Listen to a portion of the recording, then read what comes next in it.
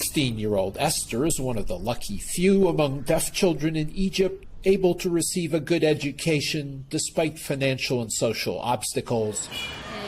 She completed 6 years at the Episcopal Church's deaf unit in Cairo and now attends a government high school. School at the deaf unit taught me many things.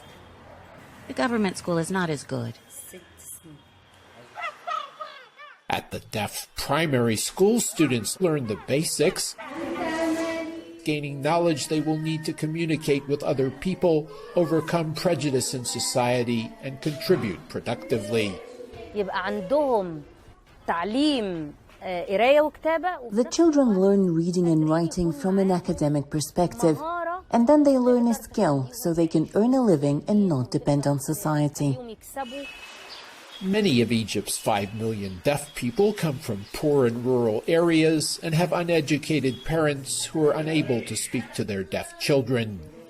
We teach the parents how to use the sign language, and that's good, enable the parents to communicate with their children. Father Clement teaches the children ethics and good conduct. He is deaf himself and says he remembers his childhood in Sudan, where the deaf were often ignored and marginalized by society. His first-hand knowledge from experience helps him teach with compassion and empathy. Deaf people have a hard time. They often don't want to be taught. They learn from their friends in the cafes, and they learn bad habits, which causes problems. Teaching at the deaf school requires patience. It also requires sign language. Recruiting teachers with these skills is not always easy.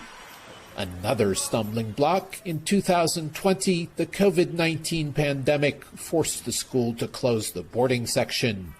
We used to provide accommodation for these children who come from far away and who cannot afford the transportation every day.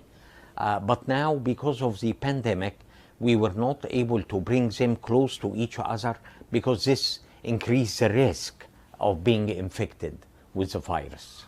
Despite these challenges, the school remains open to help prepare these young students for the world. Graduates like Esther leave with options and choices. I like to visit my old teachers and to help young deaf students. When I finish high school, I want to go to college and study home economics. Most importantly, Esther's education has opened new horizons. Edward Uranian for VOA News, Cairo.